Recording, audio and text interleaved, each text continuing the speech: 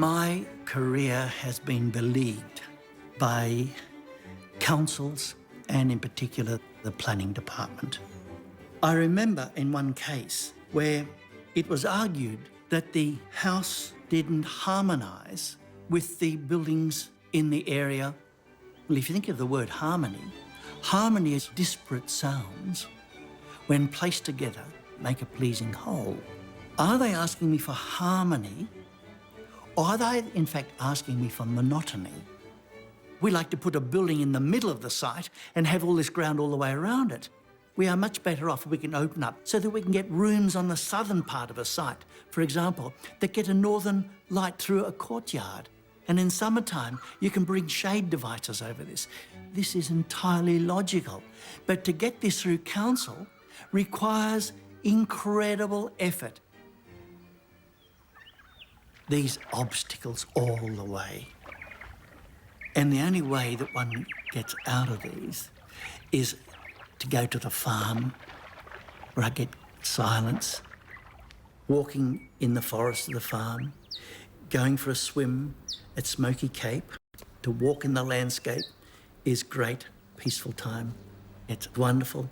And just to be in my own head, designing, even though it's frustrating at times and anxious making, it is nevertheless the silence that I really need. I designed a house for Jenny Key in Blackheath, and Bundak Marika had become a friend of Jenny's. Oh, she said, I love Jenny's house. She said, it is a healthy building. Would you consider designing a house for me one day? It'll probably feel more at home having to be exposed to that environmental connection. I went 3 or 4 times, sometimes up to about 8 days, where we went out bush. I learnt to live on bush tucker. It was an extraordinary experience for me to teach students internationally is wonderful, with receptive minds, questioning minds. There are no restrictions on you except your own perception. Teaching makes one a better architect, in my view. One has to articulate one's ideas and to be clear about it. Concentrate a program over the next 4 days. I've been teaching in Yale and UCLA and Seattle and Dublin and Sydney. And I've also been teaching in Papua New Guinea several times. And speaking a little pidgin, again, gave me a very distinct connection back with the people. And it really did feel like I belonged. Going back to PNG also resolved a few other things for you, like your lifelong fear of the dark. Here I was, all my life, till I was 50 years of age, a fear of the dark. And remember, I did my course at night time, and I had to walk 1.5 kilometres from Seaforth down to Clontarf Beach through the bush in very dimly lit path. And I was terrified, absolutely terrified.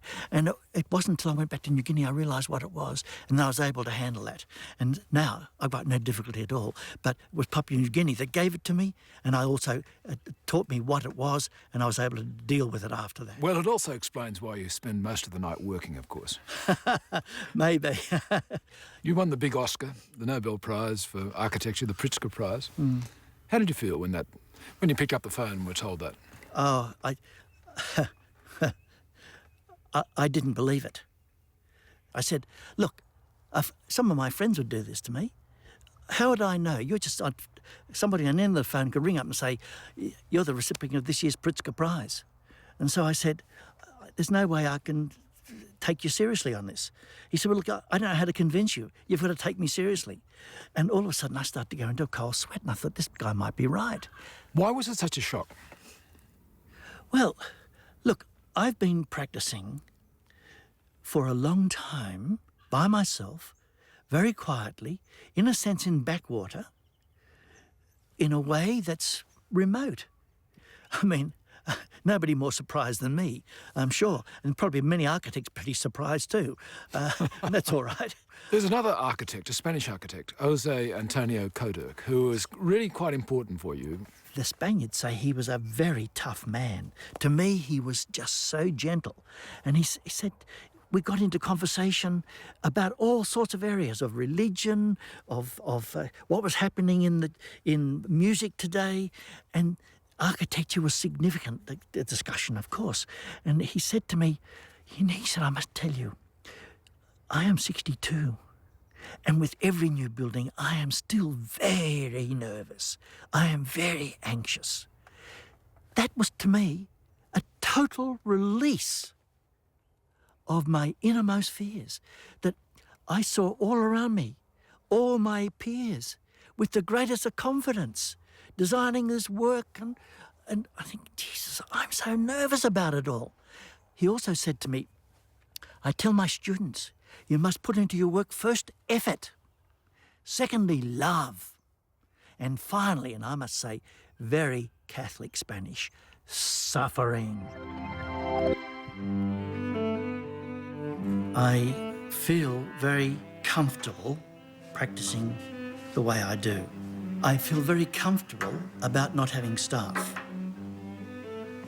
I find it very difficult to say, I don't think it's good enough, do it better. And I tend to get angry, and I don't like that side of me. So I decided a long time ago that if I'm going to expand at all, I will take on an equal collaboration with those for whom I have enormous respect. Over the years, Wendy Lewin, also an architect, had collaborated on a number of projects with me. It wasn't until the late 90s that we came together, we married, and we continue to run our practices separately. Today, I don't make any models. It's all done through eye-hand thinking and drawing. When I am thinking and I'm drawing by hand, I've arrived at where I was going before I've realised I've arrived. That's not the same with a stencil or computer. It's entirely different. Of course, the Pritzker Prize has had an immense impact on me personally, my life, and the people around me. Just how fortunate can one be? In the first year, of course, you are subjected to literally hundreds and hundreds of phone calls from various agencies wanting to do something, meant that I couldn't get my work done. I'm all the time in anxiety. I mean, that's my life is one of anxiety, anxiety, anxiety. I don't know how to control that. So the Pritzkers made it worse in that sense. But at another level, what a wonderful thing to have happened in one's life. Glenn, in all those years of practice, what's given you most satisfaction? Well, 39 years of practice, I've met so many clients, and all of them, without exception, maybe one or two exceptions, I can say it'd be wonderful to see them again and to be able to know that our friendships have been developed through my being their architect in that process. Thanks for taking us through the contours of your life. It's been great. Thank you, Peter, very much.